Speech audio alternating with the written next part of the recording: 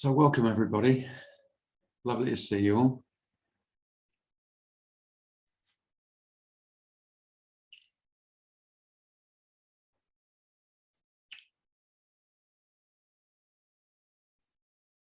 I know I've said this before, pretty much I think I have, but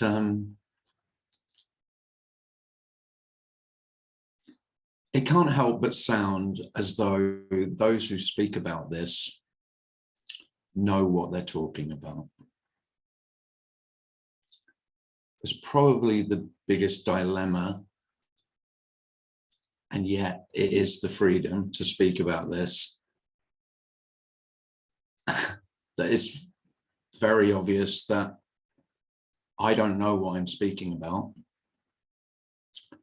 And I don't doubt for a moment that no one knows. If they're speaking about this, then they don't know what they're speaking about.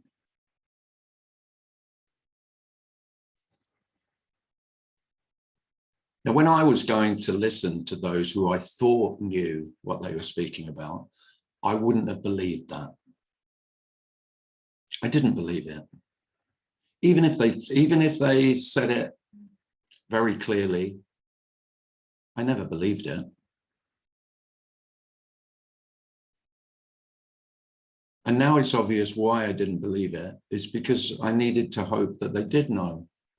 Because of course, if they knew, then I could know too.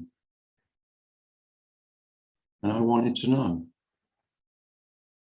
You want to know. I don't doubt that you want to know.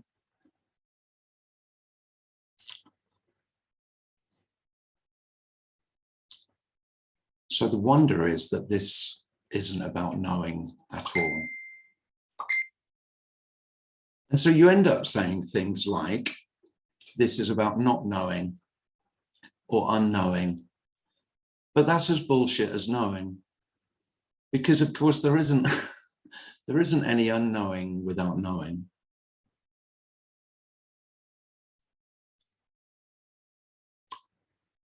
The nearest I've got to it, maybe in language, is to say that the illusion is that you do know, knowing from not knowing. That you know the known, and you know the known as different, as other than the unknown. You know what you know, and you know what you don't know. I'm suggesting you don't. I'm suggesting no one does. No one has, ever. No one could.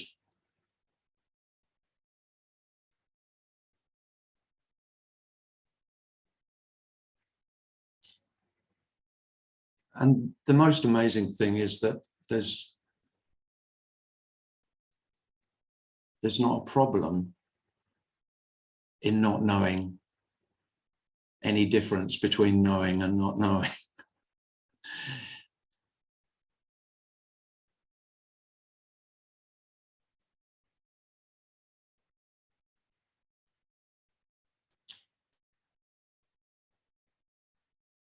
And there is unconditional love in that, because there can be no experts.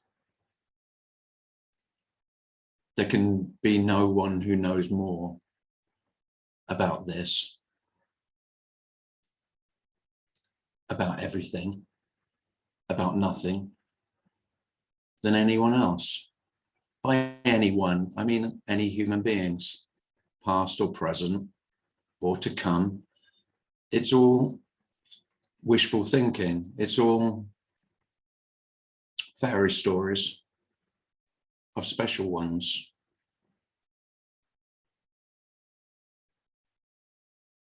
There are no special ones.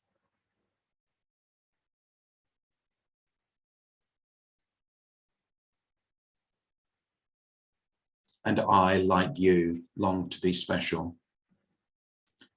Even if I made ordinariness the specialness, I could be the most ordinary. Even if I made failure as my specialness, I'm the biggest failure. That's quite popular. Self doesn't mind what specialness it has, as long as it's not nondescript.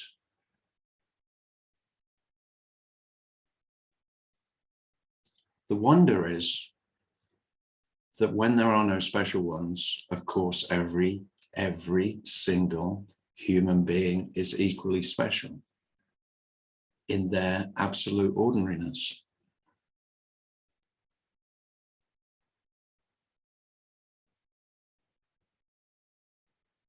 And so the desire to be special can seem to die. And if the desire to be special dies, then really you could say you die. I die. I don't, because I never was. I never was special. There never was me separate from anything else. There were never others to see my specialness, even if they told me I was special. You know, when others told you you were special, you never believed them anyway, because you thought you were shit. So, but there is a wonderful, easy lightness to the impossibility of specialness. It's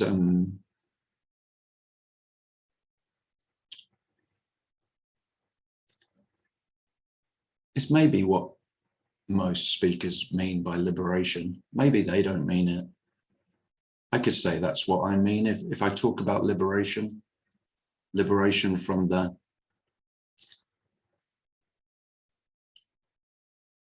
constant sense of not good enough. And so the striving to be worthy because of feeling unworthy. So it's not that you're unworthy, it's that it's impossible for you to be worthy. That's the love. There's no one who's worthy or unworthy. No one who's closer or further away. No one who knows more or less about what we're speaking of, which is everything and nothing. So all relative knowledge seems to be put in its place, which is in the world of knowledge, of the relative. And that then knowledge is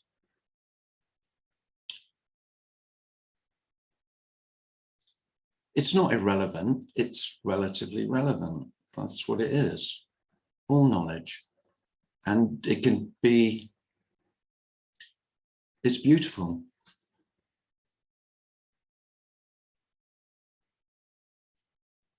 But it doesn't make anyone better.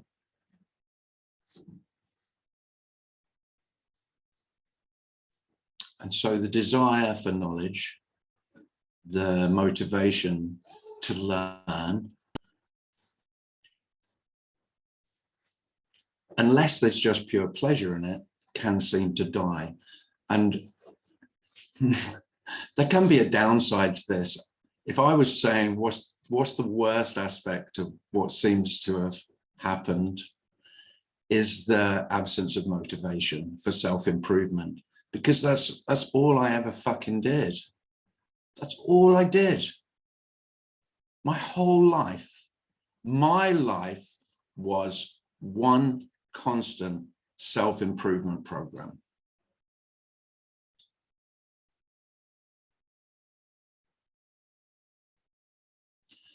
But I mean, I get why self does it. I'm always busy, aren't I? There's always plenty for me to do because I can always be better. So, and what is really obvious now is that's the majority of nearly every human being's daily life. Striving to be better, and even more so for many, fear of losing what I've already got. terror.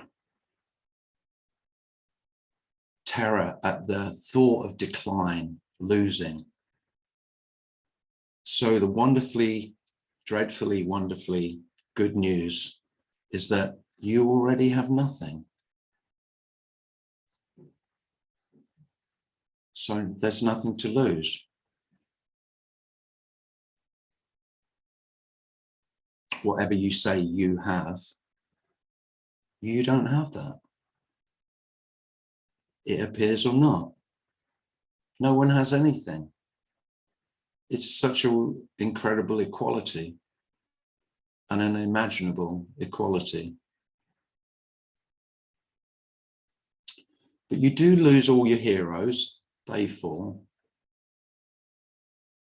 I mean, all of them. You want to keep one or two, you know. You don't mind a few of your heroes falling by the wayside. In fact, you know, it's quite freeing to get rid of a bit of baggage, but you know, you need to. But you might still have a soft spot for Buddha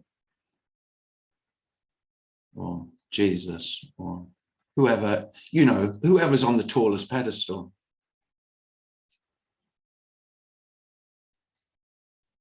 And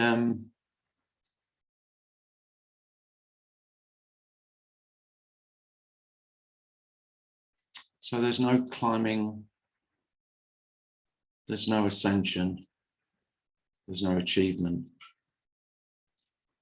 there's no enlightenment, there's no awakening, there's no one to do any of that, there's no one to achieve any of that.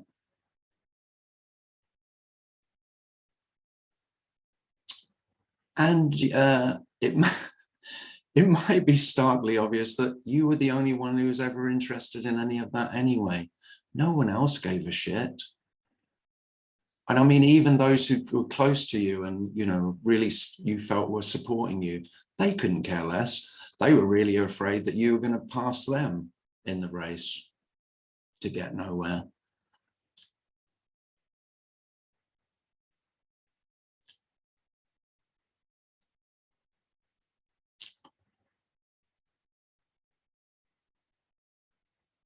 So although it may sound nihilistic,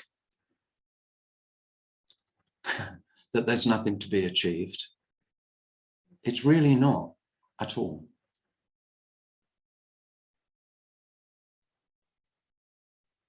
Because there isn't anything to be lost. Nihilism is like the loss of everything, and there's nothing to be lost. Everything is. Everything is.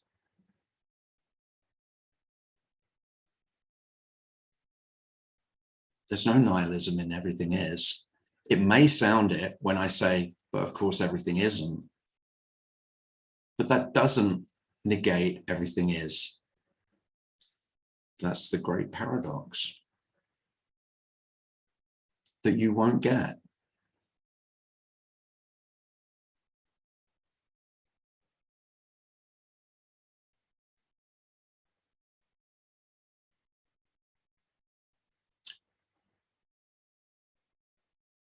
So everything's wonderfully as it is.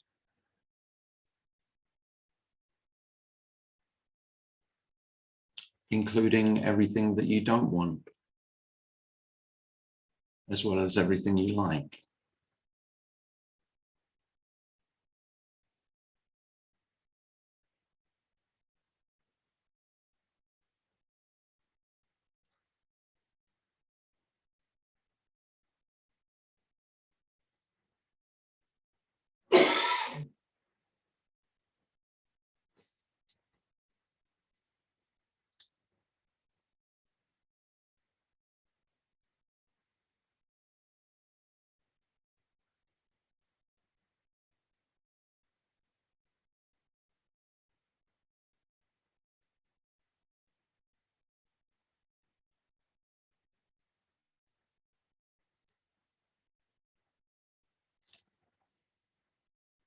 So thanks for coming, everyone. You're welcome to ask anything or share anything if you'd like to. You could either write it in the chat or you can just put your hand up.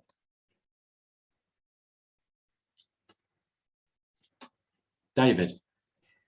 Hi, Tim. It's just so wonderful to know that it doesn't matter whether I know or I don't know.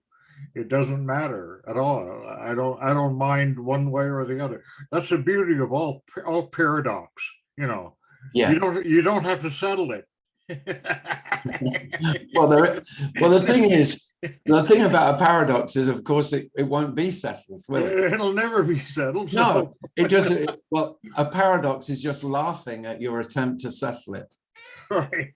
Yeah. It's like, I mean, I don't like to bring him into it, but it's like God is laughing. Yeah, well, I'm loath to say, you know, to bring him in. He doesn't mind either. No, but you know, well, he's could care less. if he was listening, he'd be laughing. Yeah, I don't think he's listening. Well, I've spoken to him a lot and he's never answered a single word I've ever asked him. Not a fucking word. Busy though, you know. That's what most people say. Yeah, he didn't answer my prayers, but you know, he's got a lot on it. He's got a lot on his plate. Which he has. Oh boy. Yeah.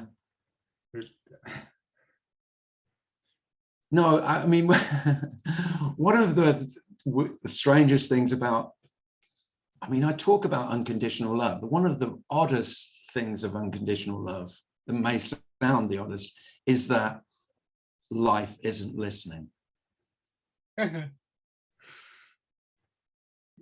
It's not pushing you one way or the other. No. Life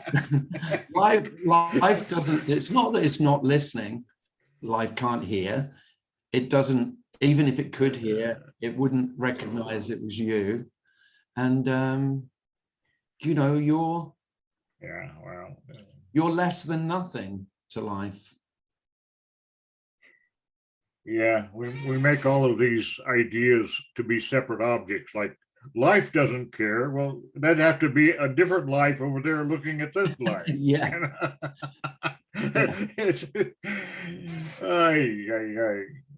But it is a strange thing. I genuinely do have a sense that when I talk about unconditional love, it's that no one is listening. No one is. No, the silence.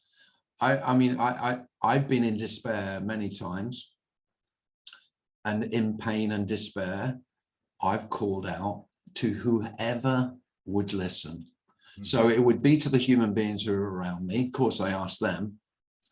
They could be of some practical help, but when they didn't seem to be a practical help, then I'll ask anyone. So being a devout atheist, of course, if I'm desperate enough, I still ask God. And I prayed and I pleaded, I begged, you know, bowed and scraped, and self will humiliate itself. No, will go to no, you know, there's nothing that I wouldn't do in order to assuage the pain if it gets bad enough. Yeah. And the only thing I can guarantee is that whatever I asked for, that I never got a reply. There was just a deafening silence.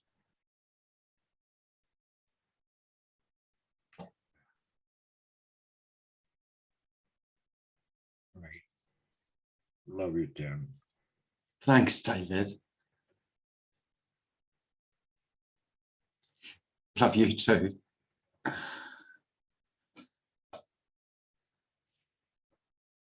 And actually, in some way, that deafening silence is so much better than a reply could ever be. Of course. Now, that is the answer. So,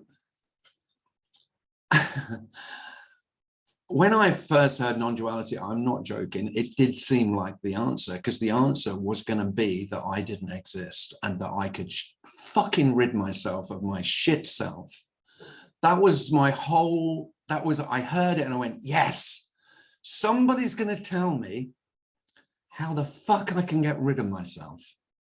And they're going to make it's going to be clear, because it was clear that they didn't have a self. They told me. And I went, well, I'm having some of that. Because what was clear was I was the problem.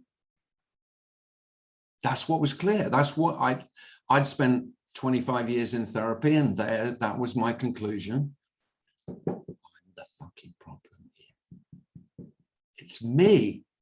Now, if I can get a shot of me, bingo, I'm going to be in some kind of nirvana. I mean, it might not all be bliss, but I'm going to get a lot more bliss than with me, for sure. Well, I've got some really shit news on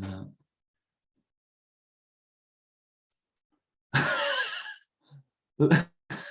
There's no me to lose. I mean, that's the worst news. Yeah. If you depart, you won't even notice. If you don't wake up in the morning, who's going to be there to, you know, sound the trumpets for the fanfare of your liberation? There will be no fanfare. There is no fanfare. There's no prize. There's no prize. That's the prize. What shit prize? Empty hands.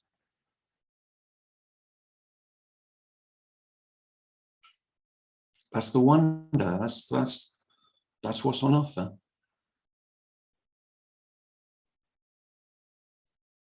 It's everything.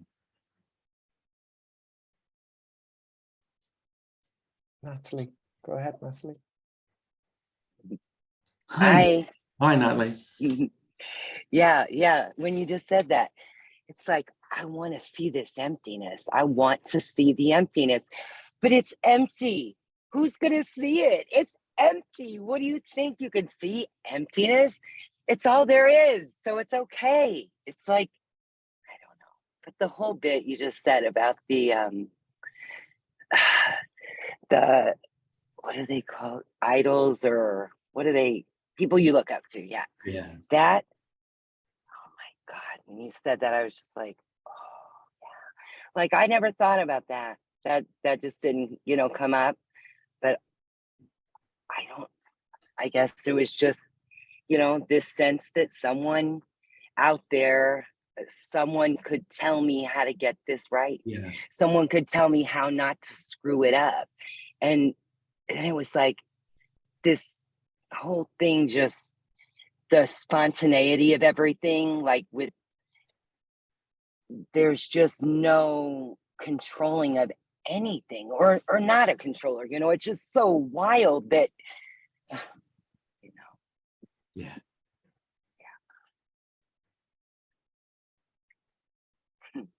Good to see you and everyone. I love it. Yeah, good to see you too.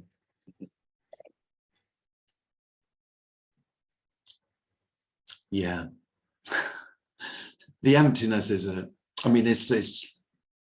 it's quite ridiculous to talk about it, but because I say emptiness a lot. And of course, I'm well aware that it will be heard. Can't not be heard of, well, I'm not seeing the emptiness. So when I see the emptiness, then I'll be empty.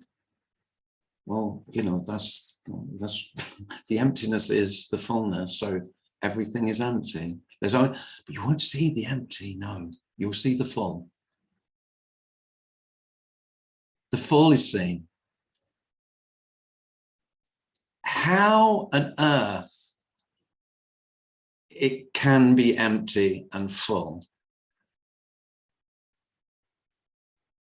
I don't know.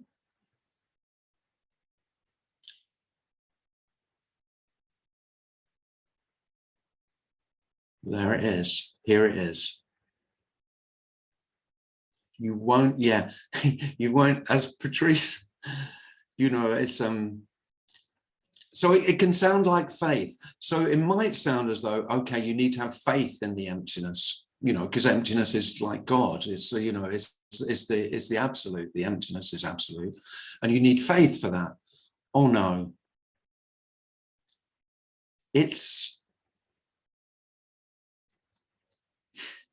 you can't say seen.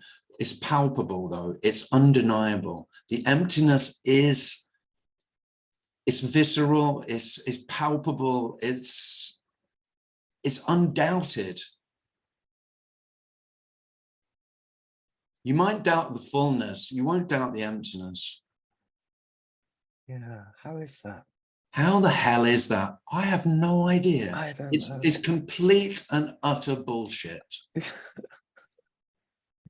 But there it is.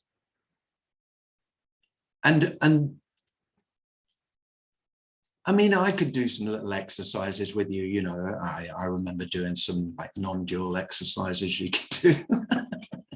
But I am not into any of that shit, because all I can say is the emptiness is obvious if it's obvious. If it's not obvious, it won't. It will just be full. And then there will just be the sense of separation, because all the objects, everything will just be real. And how on earth everything can be equally real and unreal in equal measure, totally equal, in an absolute equality. Things are absolutely real, everything. It's not that the realness of things, I don't have a dreamlike sense of reality of life. Life is more real than it used to be in every sense. So emotions feel more real, more potent. Visual, you know, the visual appearance is more real. It's not less. It doesn't. And yet, it's completely unreal. It's empty. The reality, the realness, is unreal. But that doesn't make it not real. It's unspeakable. You know, when everyone says you can't speak about this, it's very obvious why. Well, anyone I would ever listen to, if they say they could describe, if they say they could accurately describe life, then I would turn them off. Because I would think, well, you do think you're something special. And there's nothing special in not knowing. This is the love of not knowing. Not knowing, of course, every human being can not know. It's the desire to know that every human being longs for, desires to be. There's no specialness in not knowing. Don't make not knowing special. I know you can't help it if you do. You might do. But there's no there's no pride, or there's no kudos in not knowing. None at all. You know, your dog's already got all the not knowing. So Michael, has his hand up? hi, Michael. Hi, Tim. I love the things or ideas that swim up to the surface when you talk. I love what happens in this brain, for lack of a better word.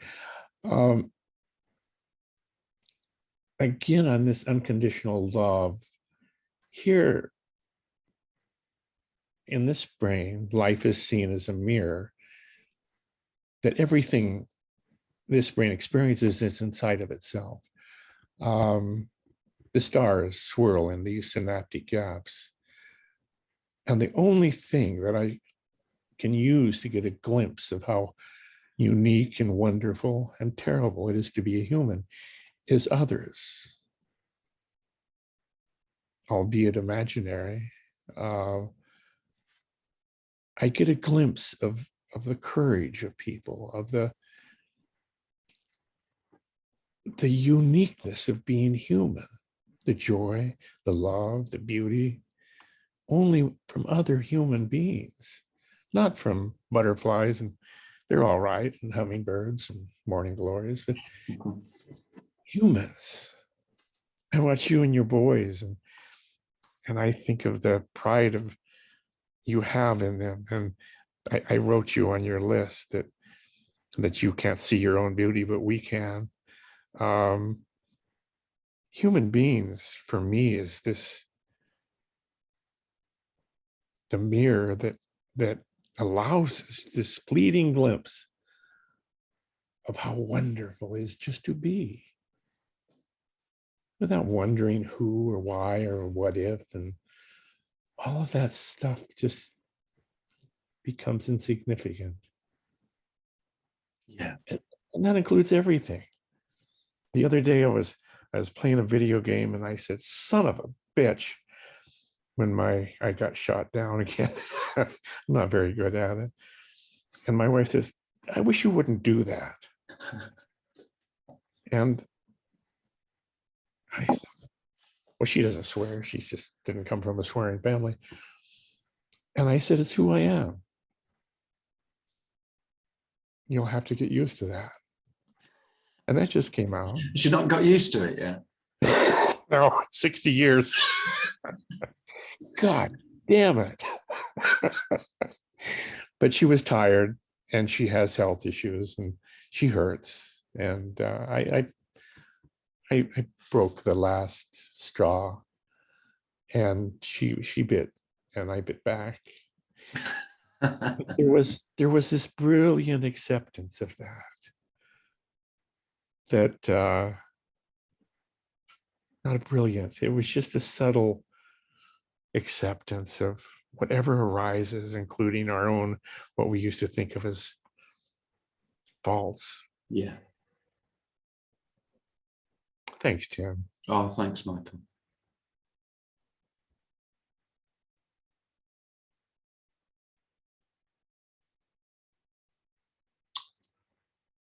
Yeah.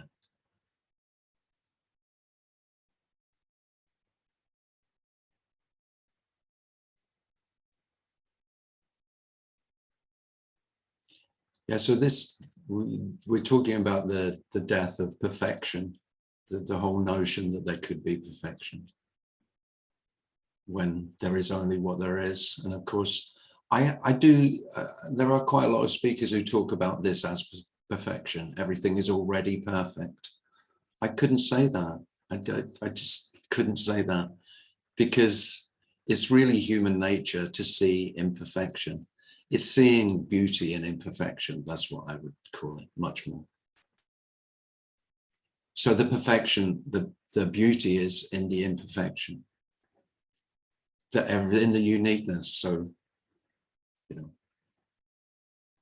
the beauty in what most human beings would say is the fault, the errors. There are no errors. There can be no error, because there can be nothing. There's nothing correct or perfect.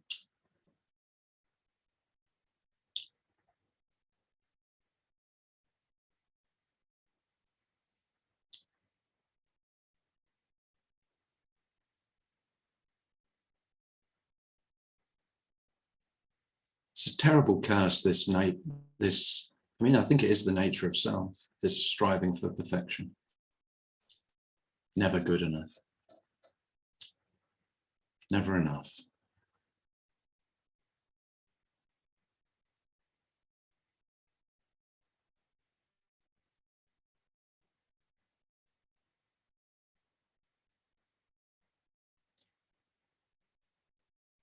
And I'm not even saying that this is enough.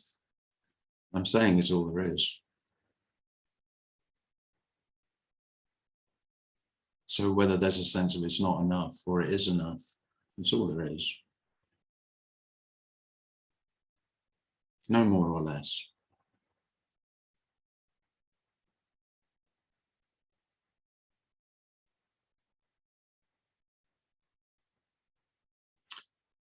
And so wonderfully, you don't get what you deserve.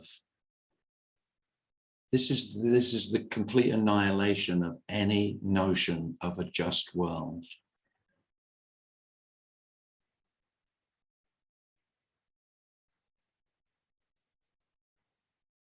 Of righteousness. of justice, in an absolute way of ethics and morality. There are no absolute ethics, no absolute morality. There is no arbiter of that. That is only, the only arbiter is you.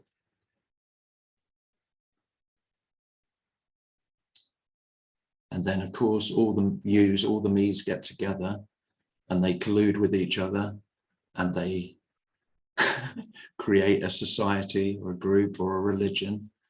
And then they say, and these are God's laws. These are God's morals. These are God's ethics. Or these are our country's ethics. These are, and so they become very grandiose. But in an absolute way, there is right and wrong. But it's only your opinion of right and wrong. That is the only place right and wrong exist. Good and evil only exist in your opinion. And that's massively liberating. You will never be able to tell anyone whether they're right or wrong ever again. Well, that'll keep you quiet. You think how much you do that.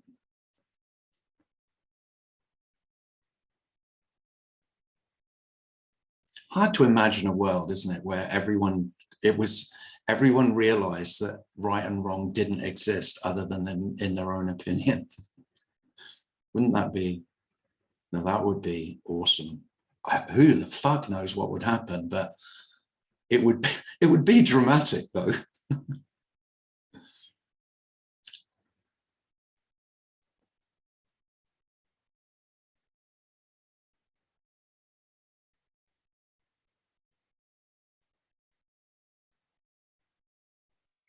Hey, Tim, Yeah, can I say one thing?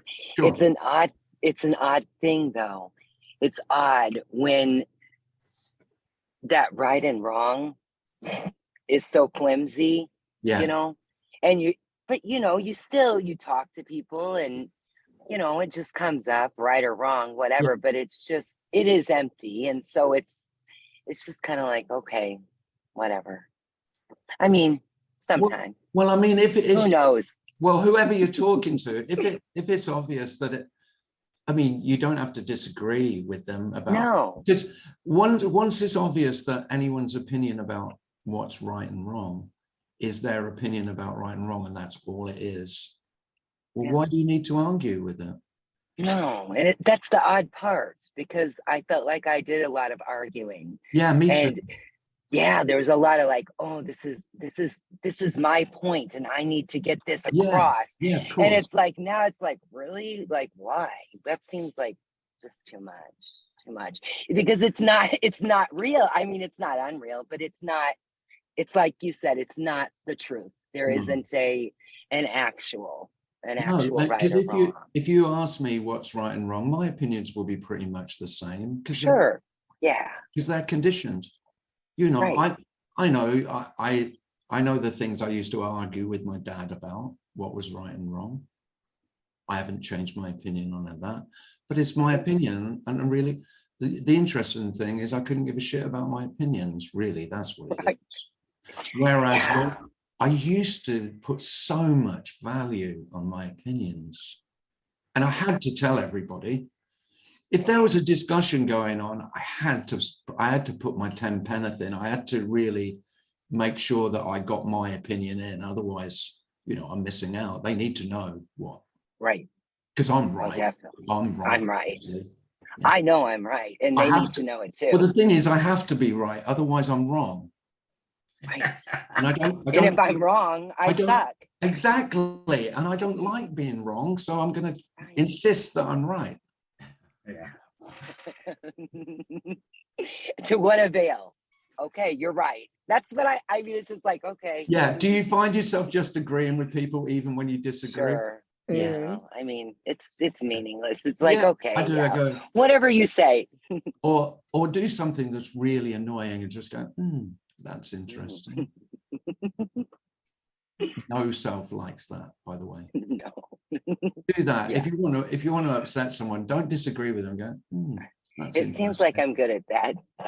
Because then they will just infer that you're being very, very condescending, which you are. You are, so okay. So call it like it is. Because they'll know that you disagree, but you're just saying it's interesting when you think it's boring as shit. And they can't understand why it's not bothering you that But it's not. it's like, Yeah. oh well. I mean, yeah, I often don't reply. And of course, it's terrible for conversation. You almost, in a conversation, general conversation, people will give you their opinion. This is everyday conversation. And you usually, I mean, you almost have to agree in order for the conversation to continue. Because if you disagree, then it's an argument. Yeah. And they're just waiting for you to confirm their opinion is the correct one. Yes.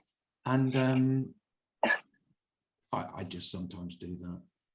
Well, sometimes confirming it for them just shuts them up. So you might as well get it over with. Unless it's fun, unless it's a good story, then, Yeah. you know. But it is great when people's opinions don't matter. It is. It's so different. I mean, I know there's no real difference, but it feels really different. No, I mean, there is quite a lot of difference in that. Yeah. I mean, it is really disinterest. Yeah. But you've got to be very wary of telling the person that's telling you that you're not interested. Yeah. Right. Because if you just seem like you're a little interested, then that's enough sometimes. Yeah, just a little. You know? Yeah, just enough Yeah. to get by. Right. Okay. I'll shut up. Thanks, Natalie.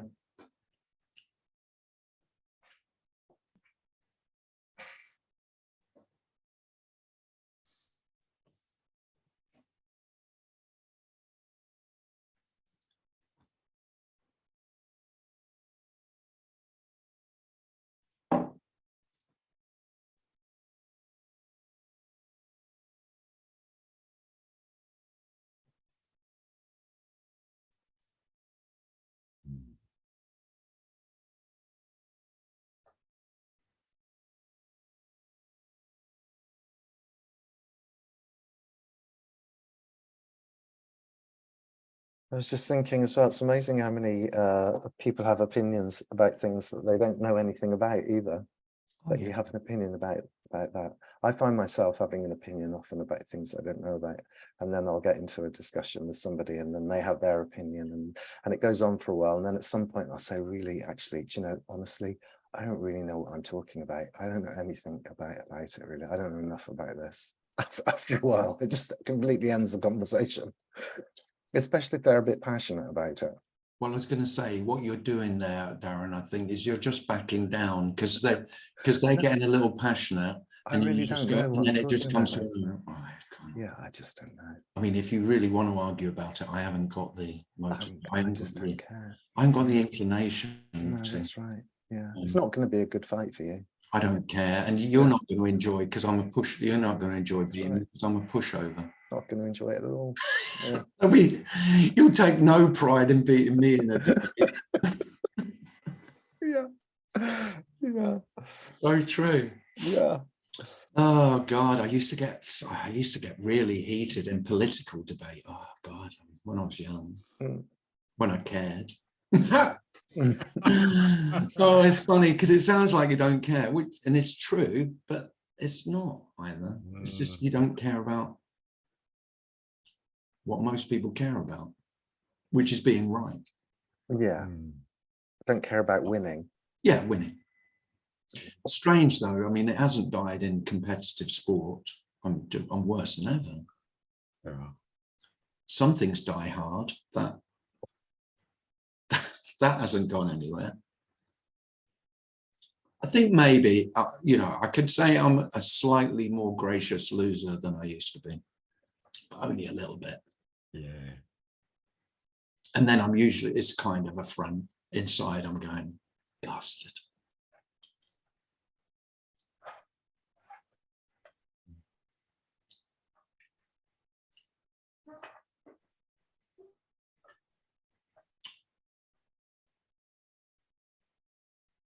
Mm.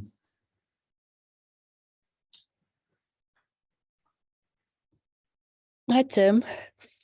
Hi, Anita. There are those lovely people that are saying like things as so when you love to watch thoughtful, then you are that what you are seeing. You are that thoughtful. You are that nature. Oh, yeah. Can you give a response on that? Do you mean, say it again, do you mean that, so a speaker would say you are the nature that you're seeing? Yeah, this was a girlfriend, but also our friend was saying this, and sometimes it was a very lovely man, and when I went to meetings, and then afterwards he was saying, now you are going outside, and yeah, more also a kind of that what I see in nature is that's what I am. Well, it just depends on how you word it. I mean, I don't say that. I wouldn't say you are the nature that you see. I would just say there is no nature and you. That they're not two. Mhm. But I mean, it's more popular. I mean, the popular non-duality, not this non-duality, like there's a difference, like I know the difference, but the popular non-duality is that you are what you seek. You are. So you are nature. So everything that's seen is self. I mean, that's far more popular than saying there is no self and there is no nature. There is only what is, and they're not two. So really the whole sense of, I understand it kind of makes sense why people say it, because there's no inside and outside. Mhm. Really what I think that's what's implied by it. So the whole sense of separation is that I am outside and I am the seer of nature. So as the seer, I'm separate from it and I long to be at one with it. And then occasionally, nearly every human being has an experience or a seeming experience of oneness, of wholeness with no separation. And in that, there could well be a sense that I am the rocks and the trees, and the rocks and the trees are me.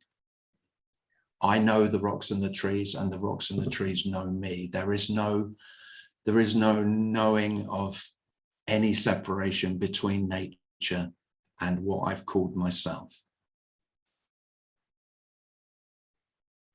That's what I would say. Thank you. But yeah, so really all that's being suggested and being pointed to here is that there isn't you separate from nature. I wouldn't say you are nature, because you have to be there to be nature. And then there's separation. So of course you wouldn't be nature. If you were nature, you wouldn't be nature, would you? It'd be you and nature. So I wouldn't ever say that. It would, you could just, if you want, you can just say nature. But the whole thing about being human and being self is the separation from nature. I have my own nature, which is separate from the rest of the whole of nature. And so I am the witness of nature. I am the seer of nature. I am the healer, the feeler, everything is, I'm the witness. No.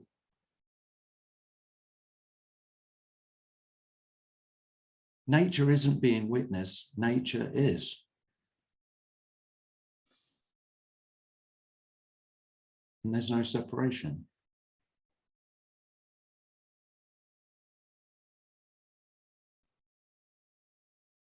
Wonderful spoken. Oh, thanks, Anita. Thank you.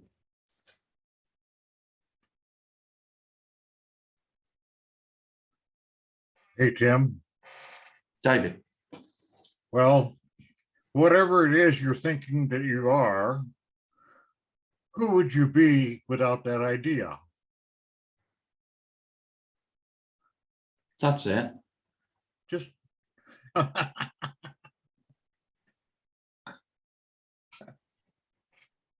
Well, without that idea, you just wouldn't know, would you? and then if you don't care whether you know or not, then it doesn't matter. No. And you really don't mind.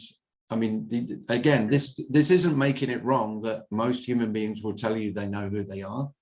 Yeah. There's no sense of that as, you know, that they're wrong in any way. But They're not that's right or wrong. No. no, Yeah. Yeah. no, because saying you know who you are is no different to saying you don't know who you are. Yeah. Right. A lot of people will say they don't know who they are, and that's who they are. Strange. You know, you can make no self an identity. I mean, I've met quite a few people in non-duality who do that. Oh yeah. Oh yeah. Who are you? I'm nobody. Yeah, right. Well, I mean, that's just as ridiculous as being somebody. That's Oh yeah. that's no less so. Yeah. And I will say, without being someone, you won't be no one. Because you'd have to be someone to be no one, wouldn't you? That's right. Love it. Thanks, David. No, I have people say to me all the time that, well, it's all right for you because you're no one, you're nobody, and you must, when you see everyone, you must be able to recognize whether there's still someone or no one. I mean, I can't think of anything more ludicrous.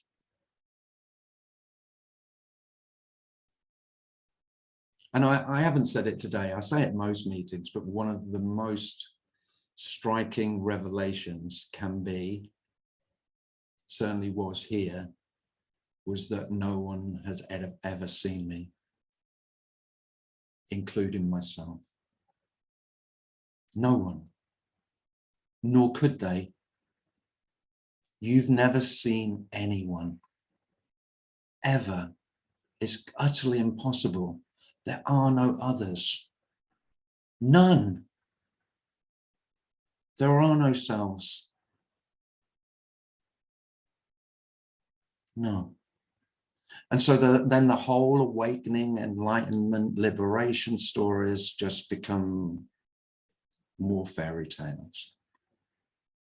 All just some beautiful, some not so beautiful stories.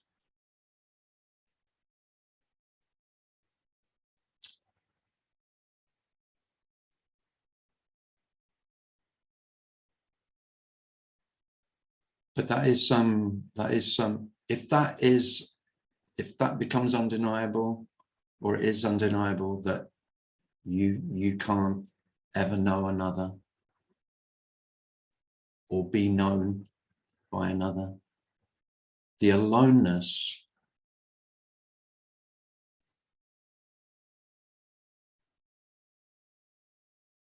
can feel devastatingly overwhelming. But it is as it is. It couldn't be other. There is no other. And then all the others that you called the others just are so much more beautiful, much more. There's so much love for the others when they're not other. It's very hard to convey that. And by other, I mean all the others, not just the human beings. Now, being human, you can't help but love other human beings more and hate them more. But there'll be love for everything. All the other things that you said were other than you.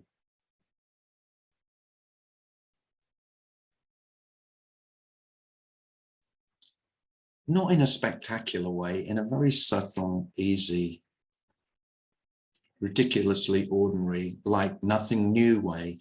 It's not even it's like, well, no, of course, it's always been this way. It's not like you are no longer being seen by others. It's very obvious you have never been seen, nor could you be. No one knows a thing about you, including yourself.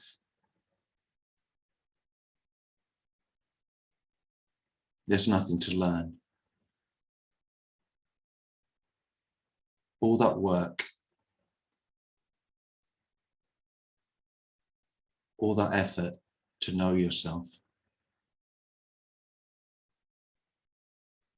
What a wonderful waste of time.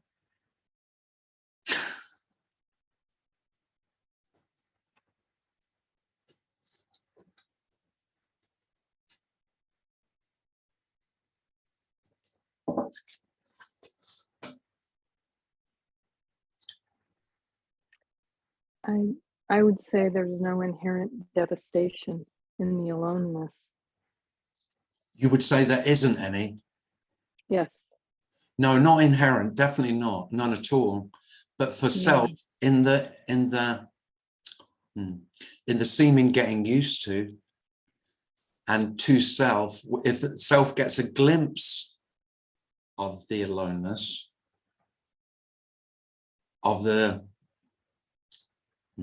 the emptiness, which is the aloneness, then that can be terrifying for the one who wants to exist. While there is still a sense of being the one who needs to exist, to be real, I need to be real, then it can be terrifying. No, there is no, I totally agree, there is nothing inherently at all. It's inherently empty. And so that's totally neutral. It's a complete, it's an utter neutrality.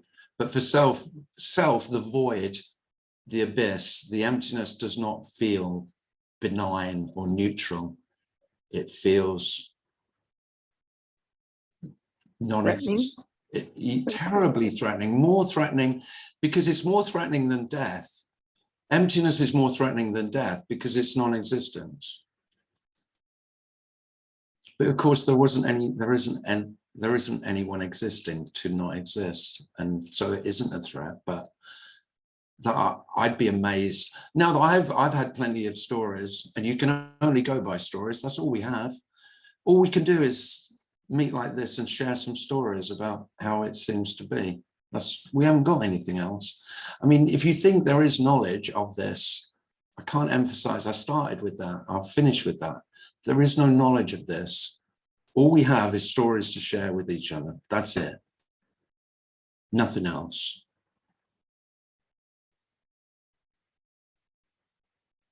There can be no knowledge of the absolute. There's nothing to be known. Yeah, that's what I would say, that there's no way of knowing. Yeah. That won't stop people telling you they know, though.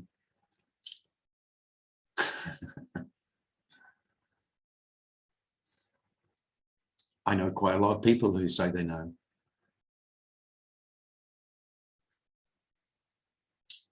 And what they mean is they've given it a name.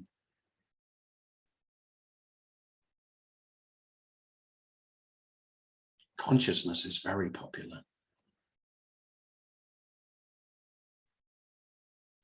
I know lots of people I used to go to meetings with who are adamant that's the absolute, you know, the source, the ground of being, consciousness. And they're happy as Larry with that. I don't know how, but they are, so there we go. Doesn't mean it's wrong, but of course, naming something doesn't make it real, does it? But it does have this, but it does have the sense that it does. So most people stay with God. Some people will go with consciousness or awareness or the ground of being. or some other lovely romantic idea.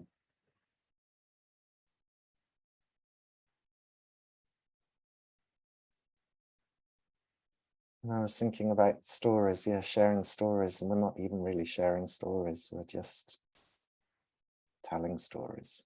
We're not even telling. It's just Well, stories. you know, I have to presume you're hearing. Mm-hmm.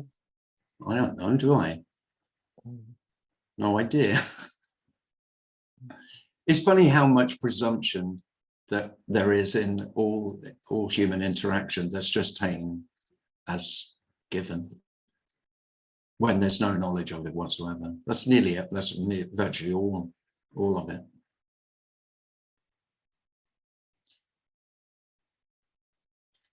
I was often being accused of not listening.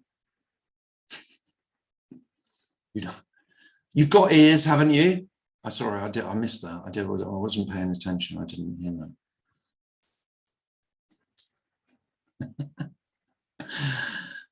That's because I've got no interest in what you're saying at all. I'm feigning all interest in a word you've got to offer.